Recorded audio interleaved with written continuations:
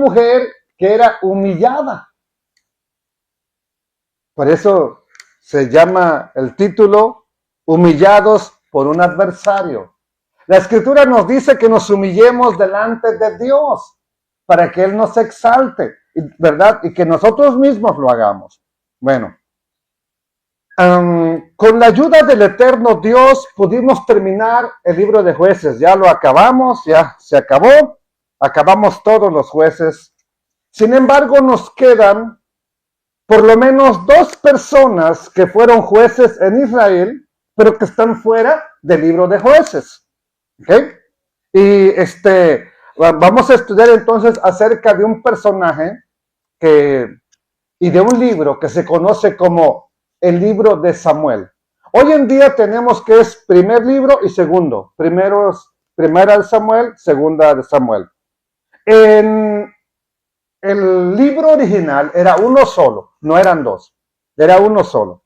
No había primero y segundo. Eso ya fue la división que hicieron, ¿verdad? Porque para separarlos, para ponerles capítulos, para ponerles versículos, pero repito, eran solamente un solo libro, no eran 2. Entonces, vimos en el libro de los jueces, ya analizamos, cómo estaba actuando el pueblo de Israel. Con el pretexto de que no tienen un rey, cada quien hace lo que le parece correcto. ¿Ok? Entonces, y por esa razón hacen lo que yo pienso, yo creo, a mí me parece que esto es lo correcto. ¿Ok? Entonces, ahora, algo que tenemos que saber, porque vamos a empezar a estudiar la historia de Samuel, el que escribió el libro.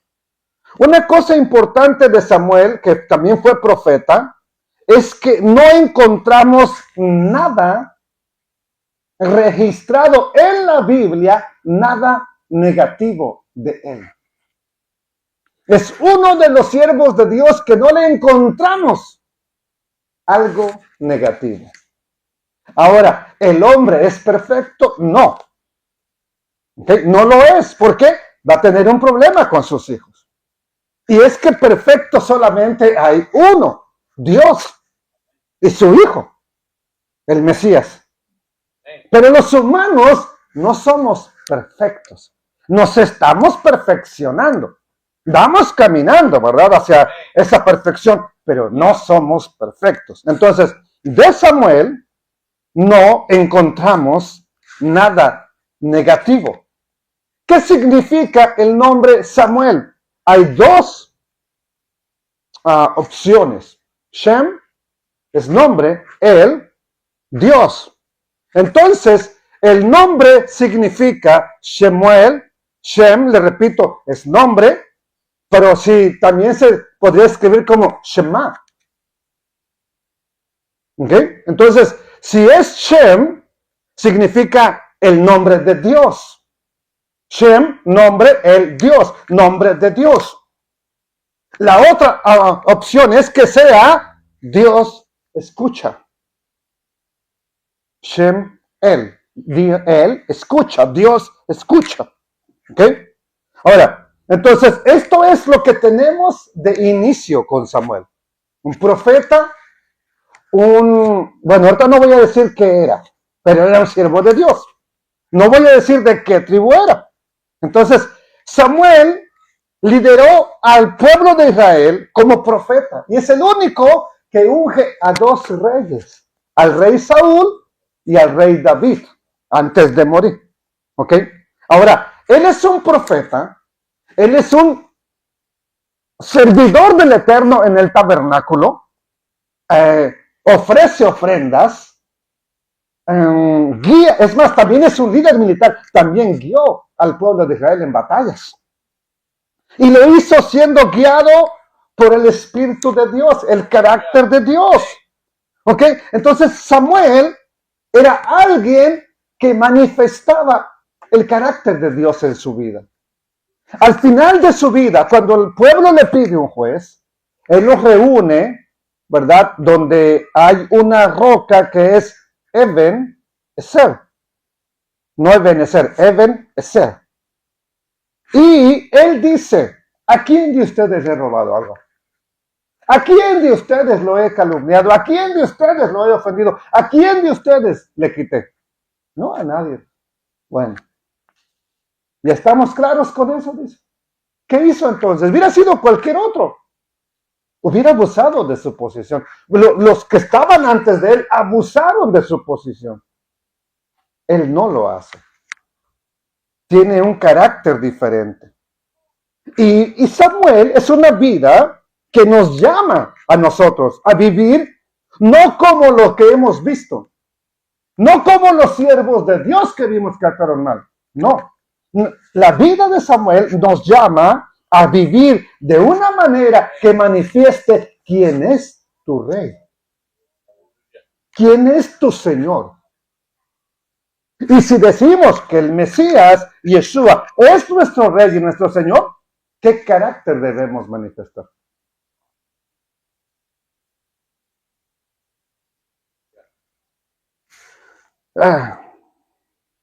Primera de Samuel capítulo 1, esto es breve, va a ser, espero que sea breve. Hubo un hombre de Ramataim. ¿De qué ciudad era Samuel? ¿Alguien se acuerda?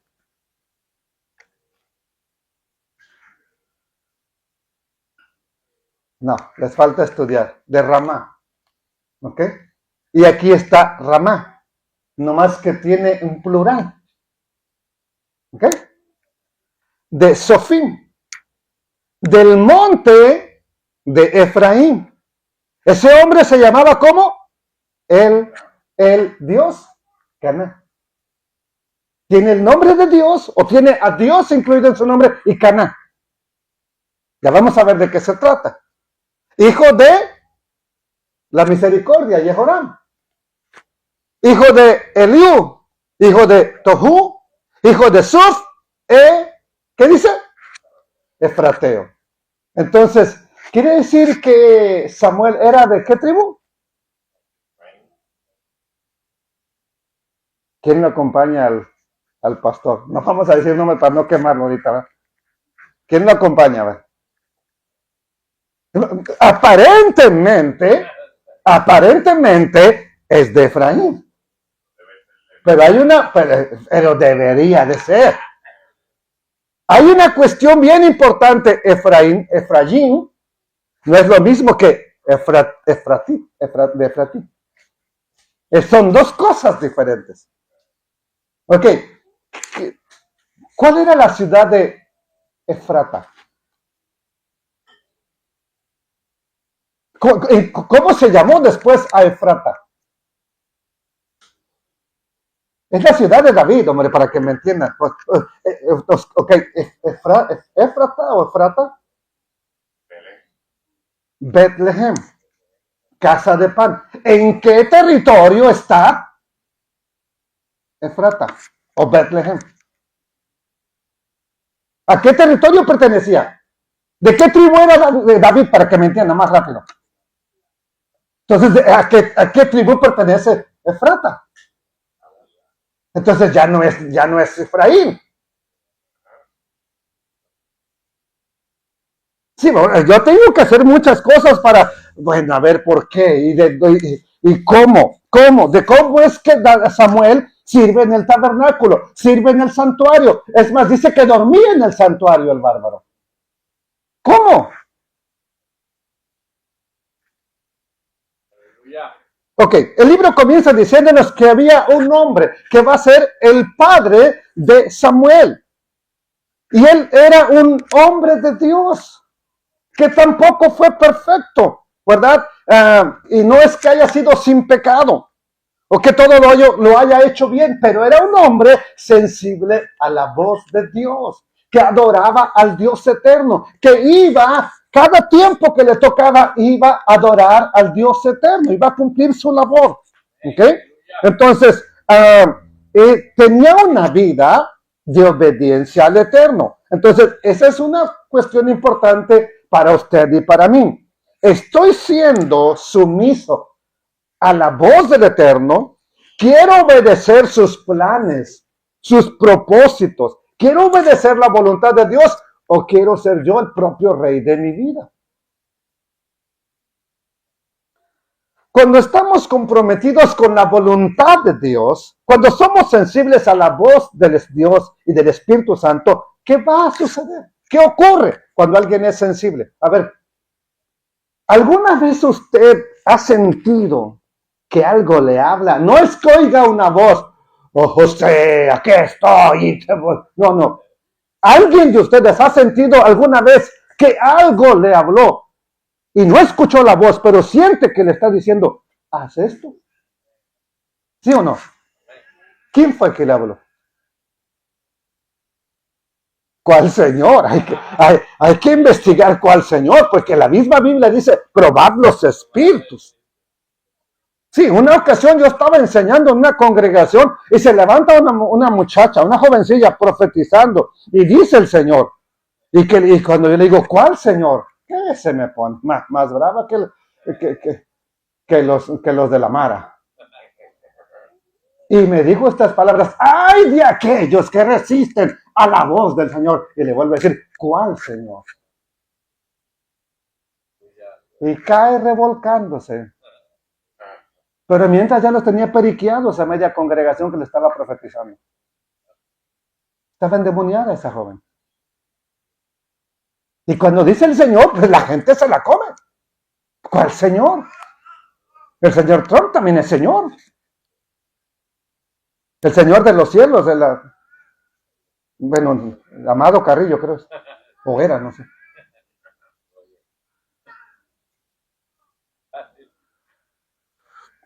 Cuando usted es sensible a la voz de Dios, ¿qué va a pasar? Pues que usted es transformado, porque esa voz no te llama, o si te llama a hacer algo malo, no era Dios. Era la voz de otro. Pero cada vez que sientas que el eterno Dios, y tú me digas, Dios me habló, es para algo que va a ser bueno para tu prójimo y para ti. Dios nunca te va a hablar para que hagas algo malo a alguien. Jamás. Es para algo bueno para tu prójimo y para ti. Entonces, cuando somos guiados por la palabra de Dios, por el Espíritu de Dios, porque hoy en día es creo que hasta moda, Dios me dijo. O sea, mi Dios me dijo aquí en su palabra. Yo no he escuchado ahorita una voz que me dijo, diles esto. Sería una mentira. ¿Ok? Entonces, cuando Dios nos habla, su Espíritu nos guía, somos transformados conforme al carácter de Dios, a lo que Él quiere para la persona. Obviamente, cuando somos transformados, y digo conforme al carácter de Dios, no nos volvemos divinos. Ningún humano es divino. No nos volvemos dioses. Hay una doctrina por ahí que dice que si Dios es nuestro Padre y si somos hijos de Dios, entonces somos dioses pequeños. No. Y no. Es una falsa doctrina. ¿Ok? Ahora, al someternos a la voluntad de Dios, a los propósitos de Dios, vamos a ser transformados por el Espíritu Santo.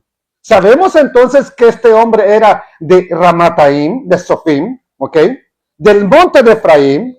Ramataim, ¿dónde queda? Queda bien cerca de Jerusalén. Me fui para atrás, creo, me parece.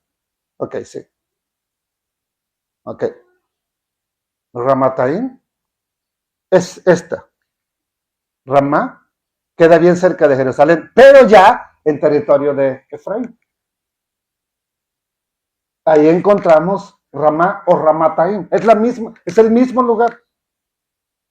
No puede ser que Samuel sea de Ramá y el papá de Ramataim si vivía el papá en el mismo lugar que Samuel. Entonces, Ramá y Ramataim es el mismo lugar. Su nombre significa un lugar que es elevado. Ramataim, y en plural es un lugar alto. Un lugar que está en lo alto. Y la Escritura nos dice, ¿verdad?, que Samuel era de Ramá. Ahí era la ciudad donde él se movía, donde él iba a ministrar.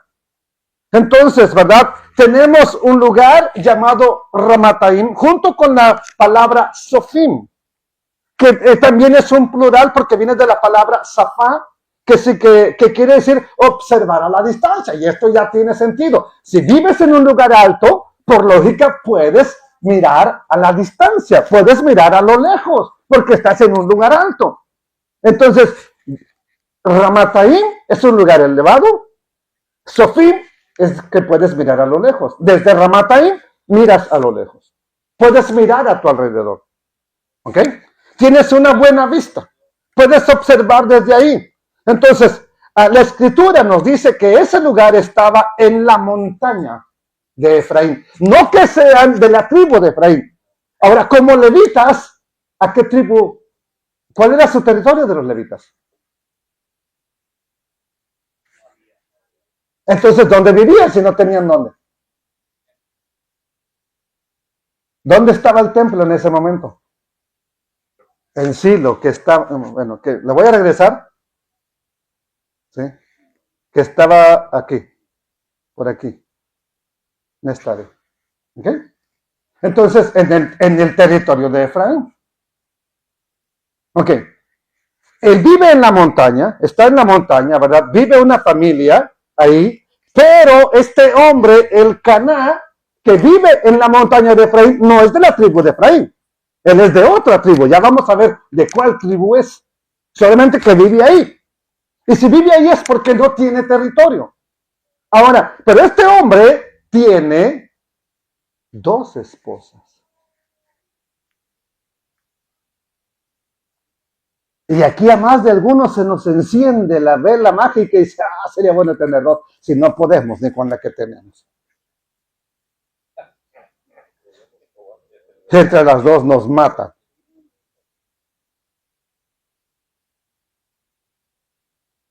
Y una de ellas no puede tener hijos. Es estéril. Sin embargo, Dios va a obrar. ¿Y por qué va a moverse Dios? Vamos a aprender que el Eterno obra a causa de la oración. Y sabemos y hemos escuchado que la... ¿Qué dice aquí, Jonathan? ¿Y qué significa eso, mijo? A ver. Prayer change things. ¿Qué significa? La oración cambia, ¿qué? Las cosas.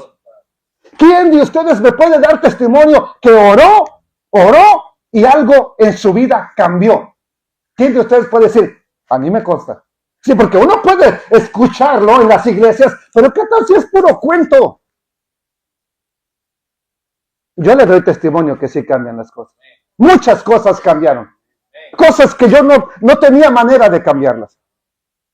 A mí el juez me dijo un día, tu abogado, pues había unos con un chaleco que decía FBI, se lo llevaron. ¿Ese es tu abogado? Sí. ¿Qué abogado te encontraste? Dice. Tienes 24 horas para traerme a otro abogado o le vas a ir a hacer compañía a tu abogado allá en la prisión. Pero yo ya le pagué, a mí no me importa, él ya está preso, vaya y se me trae otro, en 24 horas aquí lo quiero, o si no lo acompaña a su abogado allá. Ya no tenía dinero, estaba yo en quiebra, estaba en bancarrota, y me acuerdo que llegué con un abogado y le dije, mira, vengo a verte nomás porque el juez me mandó, pero todos ustedes son como el plátano. A ver, ¿cómo que como el plátano? Sí, todos ustedes, todos los abogados son así. ¿Cómo que como el plátano? A ver, no hay ninguno derecho. ¿Cuándo has visto un plátano derecho? ¡Ja, ja, ja, ja, ja! Nomás por eso te voy a ayudar. El juez es mi compadre. Dice. Ya. Y luego me empieza a regañar. Pero ¿cómo se te ocurre? ¿Por qué tantas infracciones? ¿Por qué tantas órdenes de arresto? Bueno, ¿me vas a ayudar o me vas a regañar? Ya, vamos pues, te voy a ayudar. Mañana te espero ahí. Es más, ni vayas si no quieres. Yo me encargo. Nomás me vas a traer, déjame el título de tu carro. Lo único que tienes, pues ya lo único que tengo. Pues déjamelo aquí. Y me vas a pagar, ya me dijo, cuando acabes de pagar te doy el título. Y me ayudó nomás porque le dije que eran como el plátano los abogados. Había algo que yo no podía cambiar, ni el juez, ni nadie. Empezaba yo a conocer de Dios, estaba ya sirviendo a Dios, estaba empezando a servir a Dios. Empecé a orar, y mire, lo que los abogados no pudieron hacer, Dios lo hizo. Dios lo hizo con mi récord criminal que tenía. Y no nomás eso, muchas cosas más Dios las ha cambiado. Mi hija Sadet, que hoy no está aquí, el doctor nos manda a una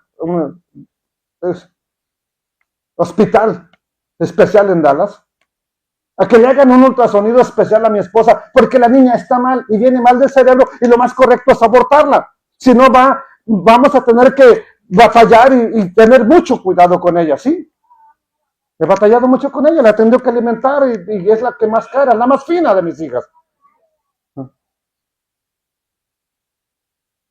¿Quién hizo el cambio? El Dios eterno. Entonces la oración cambia las cosas. Dígalo. Pero tienes que experimentarlo. Si no, nada más es religión. Cuando tú realmente lo vives, te das cuenta que sí, la oración cambia las cosas. Ahora, ¿qué quiero decir con que la oración cambia las cosas? Bueno, la oración nos lleva a la voluntad de Dios. La oración no cambia la voluntad de Dios. Él sigue siendo el mismo. La oración no cambia a Dios. La oración te cambia a ti. Me cambia a mí. Para que estemos de acuerdo con la voluntad de Dios.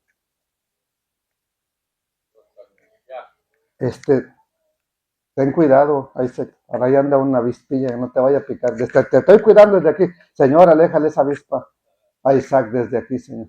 No lo vaya. No sé por qué entró. ¿Verdad? Bueno. Cuando oramos con fe, eso nos va a cambiar de modo que entremos en un acuerdo con la voluntad de Dios. En verdad, y cuando estamos pidiendo, hágase tu voluntad, Él lo va a hacer en su voluntad. Entonces, regresando al tema, tenemos al papá de Samuel, que se llamaba el Caná. ¿Qué significa el Caná? ¿Qué quiere decir el Caná? ¿Verdad? Significa Dios ha comprado. La famosa ciudad de Caná, donde fueron las bodas de Caná, el primer milagro que hizo el Mesías. Eso significa una compra. ¿Ok?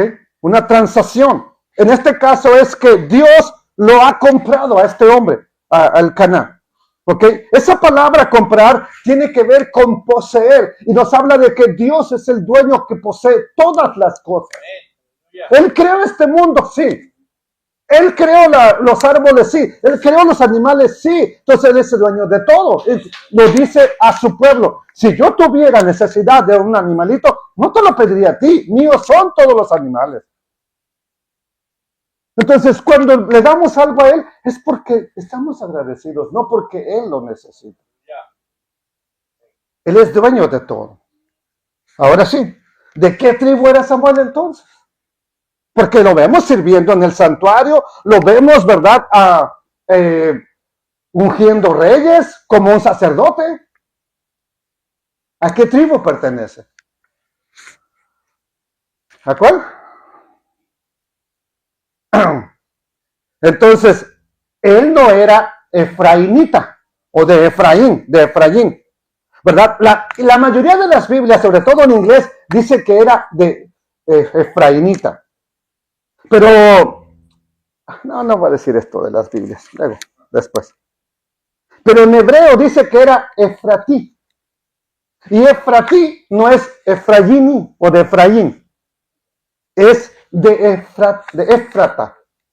Y Efrata es la ciudad de Belén, la que se conoce como Belén, Betlehem, casa de pan, la ciudad de David. Y esa ciudad estaba en el territorio de Judá, entonces ni siquiera era de la tribu de Efraín.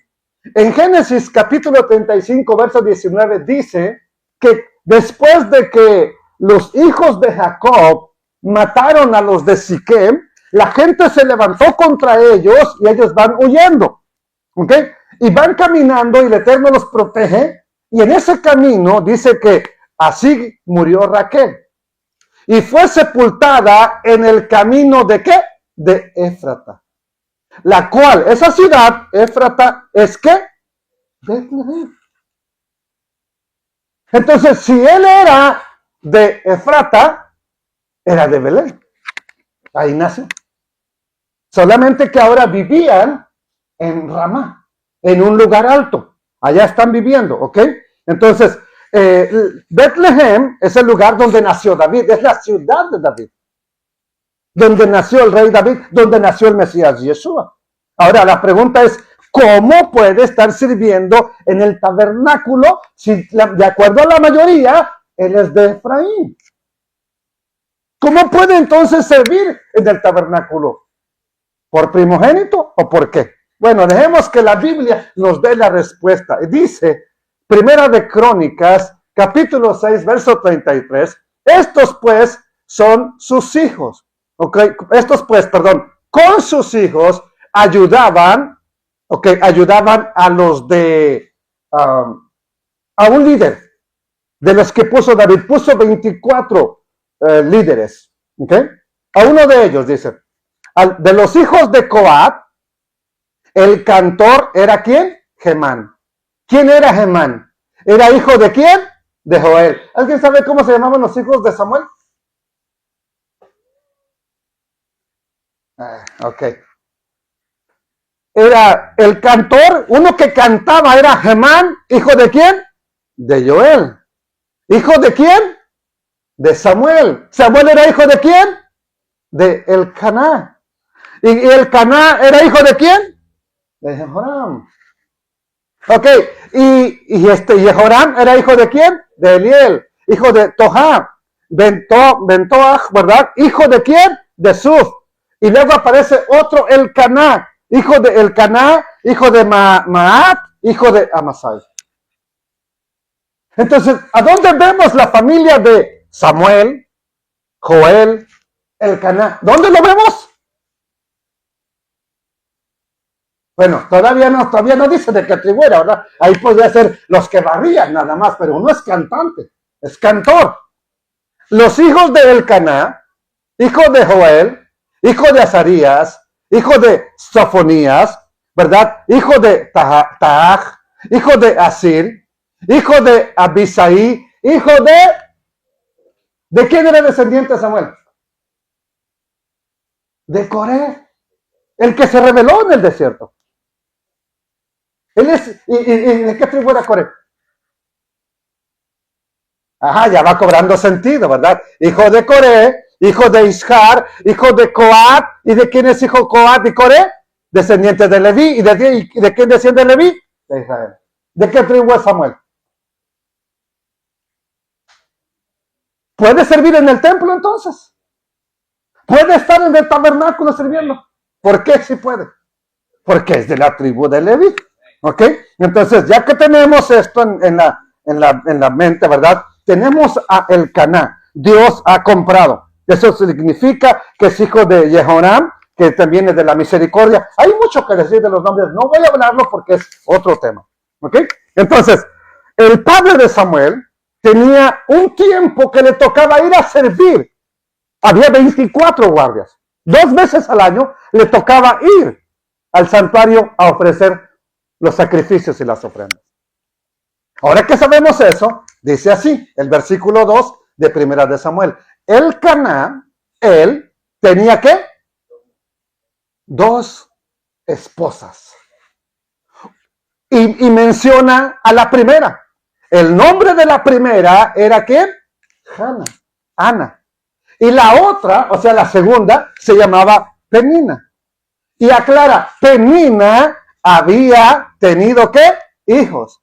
Pero Ana no tenía hijos.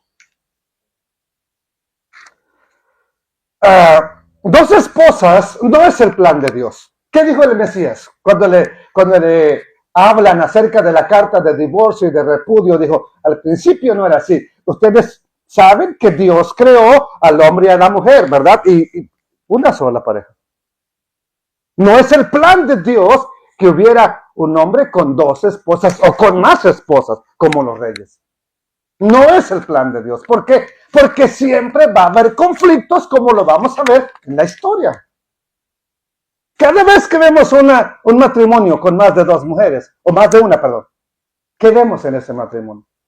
Preguntémosle a Abraham, a Agar y Sara. Preguntémosle a Jacob, Raquel, Lea, Bila y Silpa. Preguntémosle a Elcana.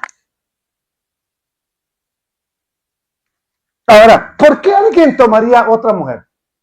No vamos al tiempo de hoy. Hoy es por sinvergüenza. Vamos al tiempo antiguo. ¿Por qué alguien tomaba una segunda esposa? A ver, Pati, ayúdame. ¿Para qué, mija? Ok, la primera esposa, ¿quién es?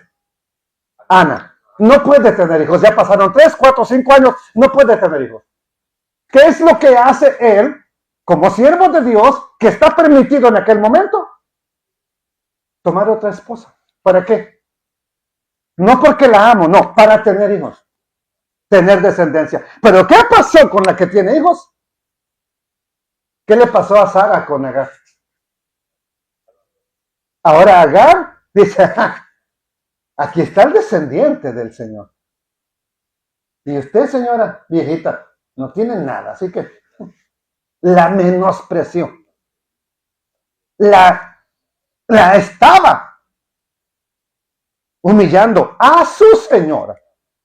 Y aquí la historia no va a ser diferente. ¿Ok? Entonces, por esa razón es que se menciona primero a Ana, nomás que ella no podía tener hijos y Penina sí. ¿Qué sucede? Versículo 3. Y todos los años aquel varón subía de su ciudad, ¿para qué? Porque subía todos los años, porque le tocaba. Era su turno ir a adorar. ¿Qué más? Y para ofrecer sacrificios al Eterno de los ejércitos, ¿en dónde? En Silo. Donde estaban 2 hijos de Elí, Ofni y Finés, o Pinjas, sacerdotes del Eterno Dios. Ok, está hablando de Samuel, pero nos presenta a 2 personajes. ¿Y quiénes son estos 2 personajes? Son hijos del sacerdote, del sumo sacerdote que está en ese momento ministrando. Ahora, ¿son rectos estos sacerdotes?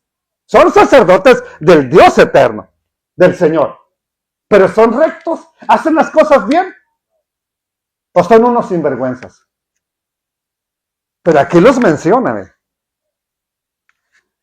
Mire, Elcana iba con sus 2 esposas, con sus hijos, a adorar a donde estaban esos 2 sinvergüenzas. ¿Por qué? Yo me pregunto, ¿por qué él no decía, yo ir allá, donde están esos sinvergüenzas, donde está ese sumo sacerdote, yo no voy a ir? Porque es el pretexto que hoy ponemos. No, yo no voy a ir, todos los pastores son sinvergüenzas. ¿Por qué Elcana no dijo eso? A ver, ¿por qué, hermano? Gracias, hermano. Y eso, vaya a la congregación que vaya, esté el pastor que esté, esa es la recomendación que le doy. Vaya usted a servir a Dios, no a ver cómo sirve el pastor hoy.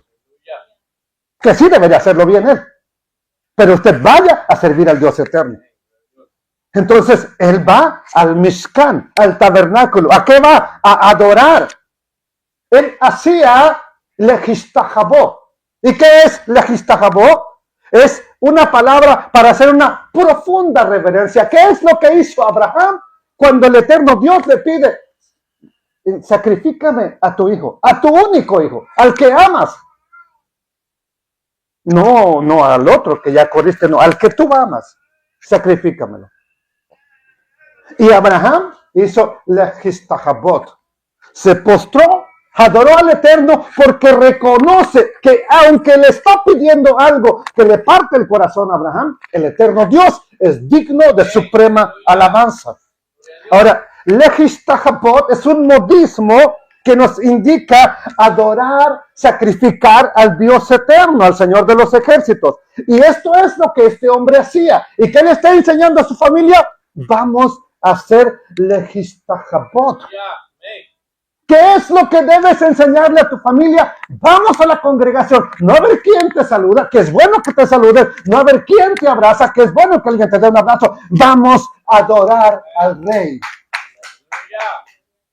Vamos a adorar al Todopoderoso, ¿ok? Al Señor de los ejércitos. Antes de ir al siguiente versículo, dice que estaban ahí Ofni y Finés. Un contraste muy diferente con el hijo que va a tener Elcana con Ana. Totalmente opuesto, blanco y negro. Ofni y Finés esperaban que pusieran las ofrendas y no para el Eterno. Agarraban, esto es mío. Ni tengo que hablarles de tantas cuestiones que vi en las congregaciones con el dinero. Más adelante vamos a descubrir que estos dos hijos de Eli no eran fieles al Eterno, eran corruptos. Por eso es un gran contraste con lo que es la familia que está mencionando aquí. ¿Ok? Ahora, esa familia adora y sacrifica al Dios eterno, van y adoran al Eterno. Incluso a pesar de que hay un liderazgo de sacerdotes inadecuados y corruptos, ellos van a adorar al Eterno. Y eso es importante para que entendamos que adoramos a Dios debido a quien Él es. Adoramos a Dios por lo que Él ha hecho y por lo que hará por nosotros. No adoramos a Dios, ¿verdad? Ni nuestro compromiso es con Él es por el líder que tengamos. No debería serlo. Porque mucha gente, ¿por qué le ha dado la espalda al eterno Dios? Por un líder. Que el líder le va a dar cuentas a Dios, sí, pero también la persona. También la persona. Porque está abandonando a Dios por un líder. ¿Qué dice aquí? La adoración no depende de cómo te sientes. Cuando estoy feliz, alaben a Dios, hombre, todos háganlo. Y cuando ustedes... Nosotros no adoramos a Dios y nuestro compromiso con Él se basa en los líderes que tengamos.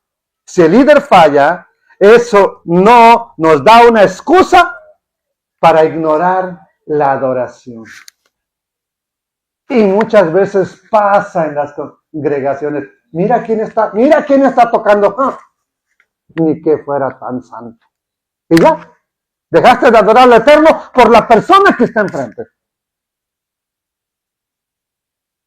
¿Tiene la culpa Dios? No. Está bien que tengamos un líder recto y que nos sujetemos a ese liderazgo piadoso, pero incluso si en alguna ocasión llega a fallar ese líder falla, eso no nos da una excusa para ignorar a Dios, ignorar la adoración, ignorar lo que se hace para Él. Verso 4, vamos a avanzar porque ya nos vamos rápido. Y nomás voy a llegar hasta el verso 7, le aclaro, para que no esté pensando, híjole, si usted sabe cuántos versículos tiene el capítulo 1, va a decir, no, ¿qué las va a acabar? Hasta el verso 7 llego. Y cuando llegaba, ¿qué cosa? El día en que Elcana ofrecía sacrificio, daba ¿a quién? A Penina, su mujer, y a todos sus hijos, y a todas sus hijas, ¿de quién? Hijos de Penina. Y de Elcana. Les daba a cada uno, ¿qué?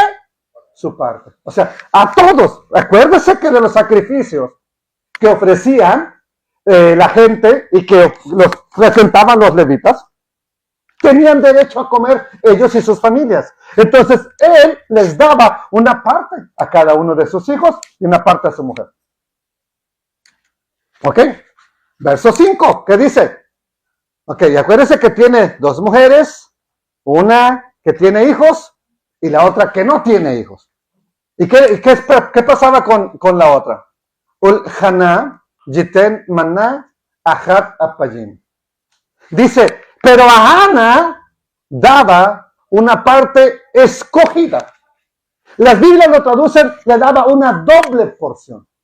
Apayim no significa doble porción. Solamente dice, o nos intenta decir, que era una porción abundante, no doble que la que le daba a Penina. Solamente una porción abundante. Eso significa apayim. ¿Ok? Es un término plural. Que le repito, la mayoría de las Biblias lo traducen como una doble porción. Pero se trata de una porción abundante. O sea, le daba una buena cantidad. No necesariamente lo doble que a Penina. Sí, una porción abundante. ¿Y por qué lo hacía así? Porque dice que el Cana amaba ¿a quién? A Ana. Aunque, aclara, el Eterno no le había concedido tener hijos. En otra versión dice, el Eterno le impidió tener hijos. ¿Por qué le daba una porción abundante a Ana? ¿Por qué? Porque la amaba, ¿ok? Entonces, ahora sí, vemos que la amaba. Mencionar esto es importante porque está marcando una distinción entre las dos esposas que tiene el Cana. A una le da lo que es correcto, lo que es justo, pero a una le da abundante porque la ama. Pero no puede tener hijos. ¿Ok? Ahora, es importante aquí. Maridos, pónganme atención. Y los que se van a casar pronto, pónganme atención. Ya se me fue uno. Aquí estaba. Yo lo vi por ahí. Se me fue a la fuga. ¿Por qué? ¿Por qué razón el Cana hace esto? ¿Por qué ministraba a su esposa?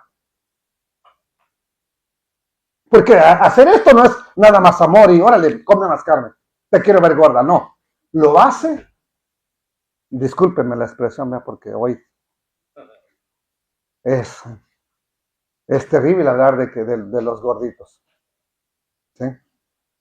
Él sabía, el Cana sabía la condición de Ana, sabía lo que ella sentía, sabía cómo ella lloraba. Él sabía todo eso. Gracias, hermano. Gracias. Aquí va una reflexión para los hombres. No se vaya usted también, hermana. Pienso que es una buena lección para nosotros, ya que nos enseña que el Cana está consciente de la condición de su esposa. Y vemos cómo él se interesa por ella. Si están casados, se van a casar pronto, tenemos que hacer como lo que hizo el Cana. Ver la condición de la esposa y quién tiene que orar por tu esposa, el pastor.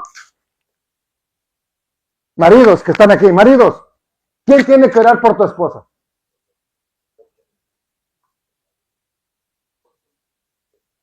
Ahora le pregunto a las esposas, ¿cuántas veces a la semana ora por usted el esposo? ¿O me callo?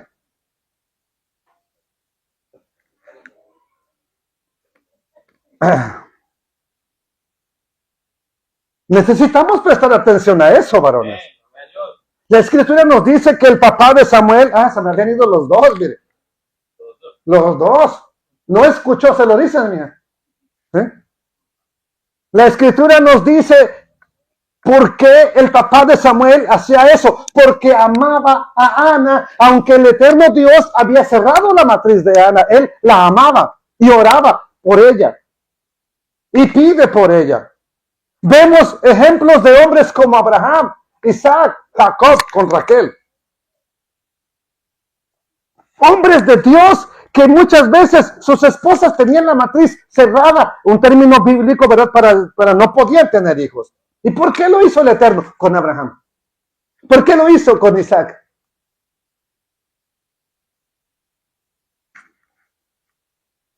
Para que estuvieran de luna de miel muchos años, de ahí no tuvieran problemas con los niños, porque ya ve que llegando los niños se acabó la paz en el hogar. ¿O para qué lo hizo? ¿De qué estoy hablando? ¿De qué estaba yo hablando hace rato? ¿Qué tiene que hacer el hombre?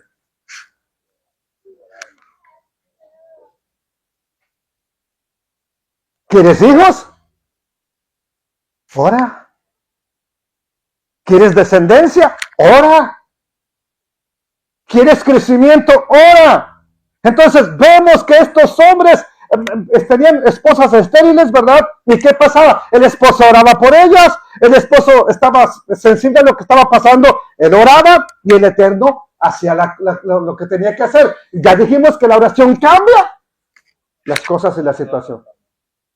¿Pero qué quiere el Eterno? Busquemos su rostro. Pero muchas veces como esposos no tenemos la sensibilidad de orar por nuestras esposas. Vemos que está triste, ya se le va a pasar vieja amargada. Vemos que anda todo ahí que no se aguanta ni ella misma. En lugar de orar por ella, esta vieja me asegura en sus días, en sus meses y en sus años. Ya le pegó la menopausia. Anda toda chiflada. Ya vete allá a la Walmart a comprar algo, ya mediodía, ándale, ya, déjame en paz aquí. Ora por ella.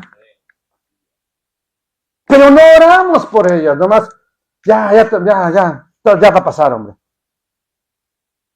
La pregunta es, entonces, ¿estamos tomando en serio la responsabilidad que nos dio Dios? Porque cuando se trata de poder de hacer las cosas, yo soy el líder. Pues como líder hay que orar. Hay que buscar el rostro de Dios como líder. ¿Qué nos dice la Escritura? Versículo 6, ya vamos acabando, mire, ¿verdad? Y su rival, ¿la rival de quién? De Ana, no de Elcana. La rival, mire cómo lo pone, mire cómo lo pone la Biblia. La rival de Ana. ¿La qué? La Sarata, la afligía amargamente. ¿Para qué? Para Harima. Para irritarla. Amargarla. Dice más adelante, ya no voy a llegar ahí, ¿verdad? Dice que Ana oraba con amargura. Venía un pastor de Nicaragua que yo le decía el dólar, pero se apellidaba Quinto, ¿verdad? Y lo traían muy seguido allá a la iglesia y que hablaba Dios y que un día, hablando de esto, dijo, ¿qué significa que Ana estaba amargada? Y le dije lo que significa amargada. No, usted está mal. Me callé por respeto, ya no dije nada.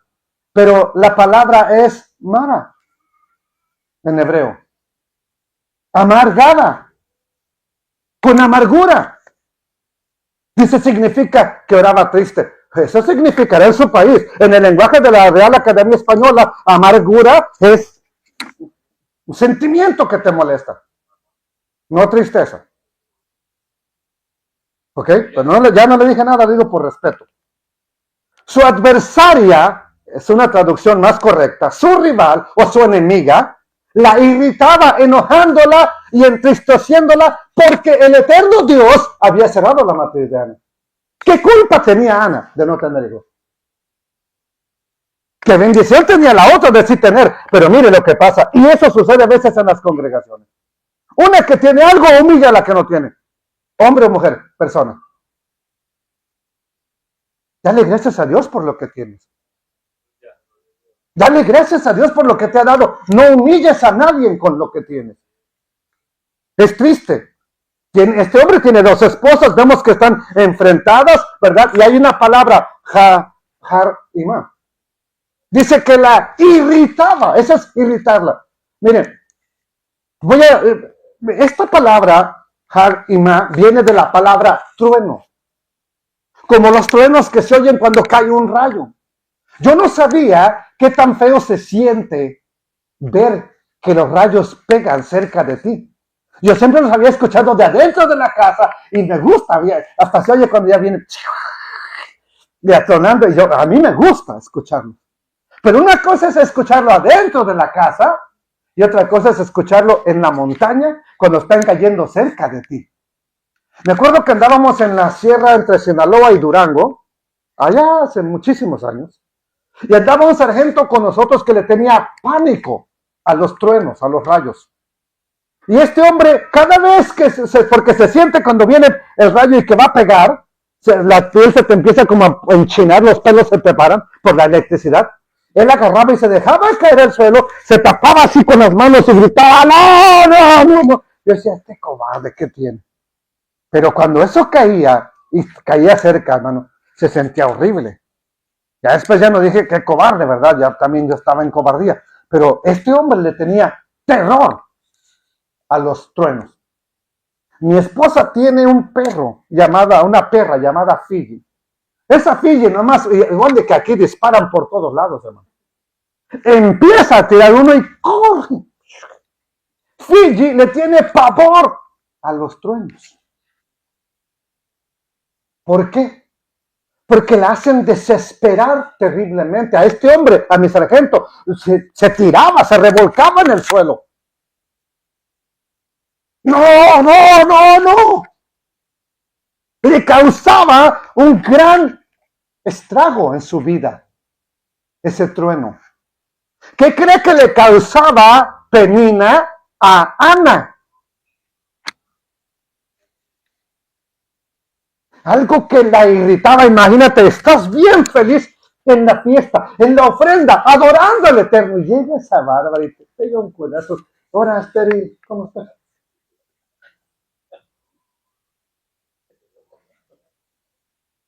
Un día estaba yo orando, hermanos.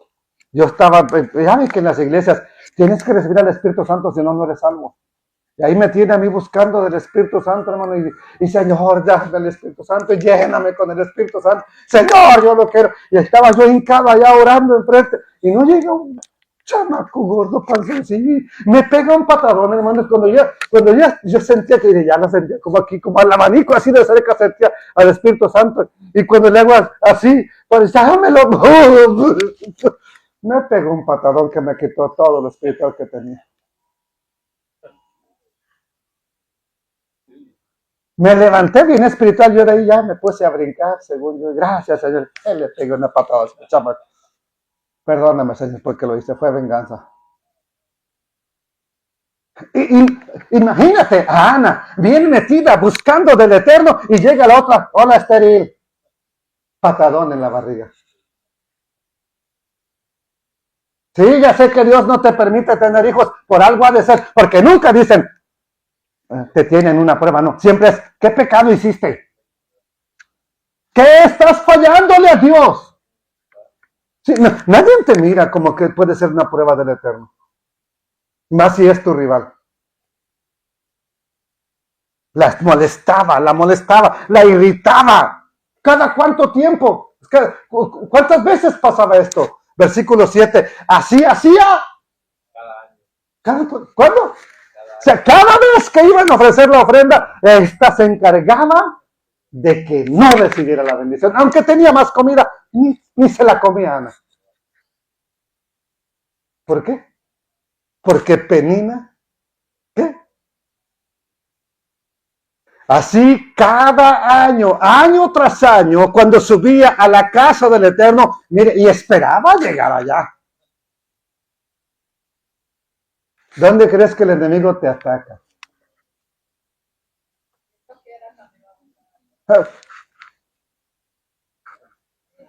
Y aquí busca. Mira, la vez que no te saludan, fue la vez que el hermano o la hermana andaba en otro mundo, pero saluda siempre a todos. Nomás ese día a ti no te saluda, ¿viste? No te quiere. ¿Verdad? Yo que tú ya no venía. Santo, aleluya. Año tras año, cuando subían a la casa del Eterno, la irritaba así, por lo cual Ana, ¿qué pasaba? Pero no ante Dios de gozo, de alegría, no, lloraba de amargura. ¿Y qué pasaba con la porción abundante que le daba su marido?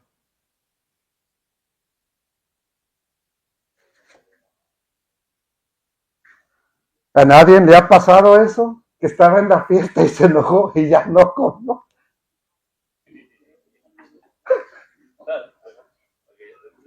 ¿A usted, hermano? Bueno. Ana lloraba y no comía. ¿Por qué? Porque aquella iba y le chuchaba, dicen en el tianguis. Le picaba, le molestaba, la irritaba. Qué triste es esto que leemos. ¿Por qué? Porque la adoración debería ser una experiencia de gozo. Adorar a Dios, alabarlo, agradecerle. Todo debe ser motivo de gozo, de alegría.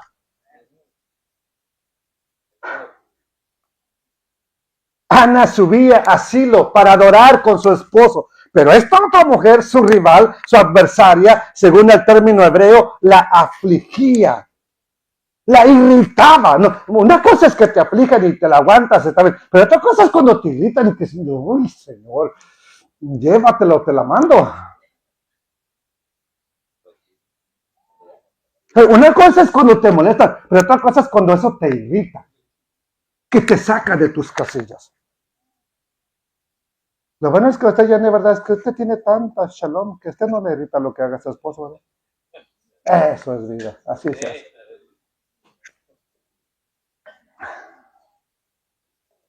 Entonces el gozo en el Eterno se convirtió en una tribulación, en un problema que su enemiga le causaba, no el Eterno Dios. Esa situación no favorecía el ambiente en el hogar de Elcana.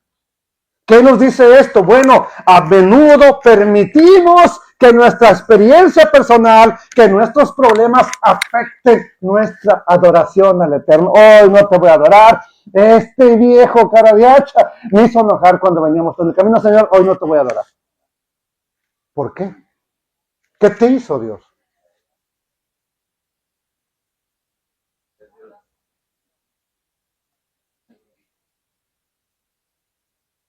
No debería ser así. Dios está por encima de todo. La adoración debe sacarnos de nuestras circunstancias físicas y malas que estamos pasando y llevarnos al ámbito de Dios. Y en su presencia, es más, dice un canto, postrados a sus pies es el lugar más alto que podríamos llegar. La próxima vez que alguien te irrita cuando vienes o estás en la casa del Eterno, no permitas que eso te impida darle la alabanza y la adoración al Rey Eterno.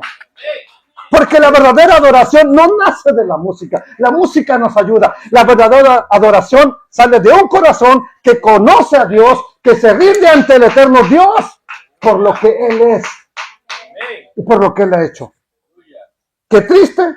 Pero lo que podemos esperar es que, ¿verdad? Qué triste lo que está pasando entre Ana, Penina, y que va a afectar a Elcana, porque también ve que su amada no come y trae problemas. Ok, ahora, qué triste eso, pero vamos a ver que el Eterno Dios hace un cambio y lo hace a través de la oración. Que toda la gloria sea para Dios, quien puede lograr mucho más de lo que pudiéramos pedir o incluso imaginar, mediante su gran poder que actúa en nosotros. ¿Qué te está irritando? ¿Qué te está quitando la paz? ¿Qué te está molestando, pero así molestia de las que son buenas? ¿Hay una Penina en tu vida? Sí, pues que ya no le vamos a llamar problema ni la hermana fulana, la hermana Penina. ¿Hay una Penina o un Penino en tu vida? A Ana le quitaba la felicidad y le quitaba el comer. ¿Qué te está quitando a ti esa Penina o ese Penino? ¿Vas a dejar que siga? ¿O nos vamos a poner a orar para que Dios cambie las circunstancias? Padre eterno, te doy gracias. Te doy gracias, eterno Dios, porque esperamos que después de esto van a surgir personas que aunque no tengan un buen líder, van a adorarte. Van a adorar al Dios eterno, van a orar a ti, van a clamar a ti, se van a rendir en adoración y tú harás un cambio favorable en sus vidas, en la congregación y en las vidas de los que están a la distancia. Padre, por favor, ayúdanos a no desmayar, a no dejar que esa Penina nos destruya la vida espiritual, nos destruya la felicidad, nos destruya la paz. No dejemos que eso suceda. Que tu Santo Espíritu nos ayude a mantenernos firmes en ti, a adorarte en todo tiempo, a ser legistahabot. Que podamos hacer eso ante ti, porque tú eres el único ser que nos ha tratado con amor, con paciencia, con misericordia y que ha hecho cosas grandes en nuestra vida. Gracias, Padre eterno. En el nombre de tu Hijo amado, el Mesías y Yeshua. Amén.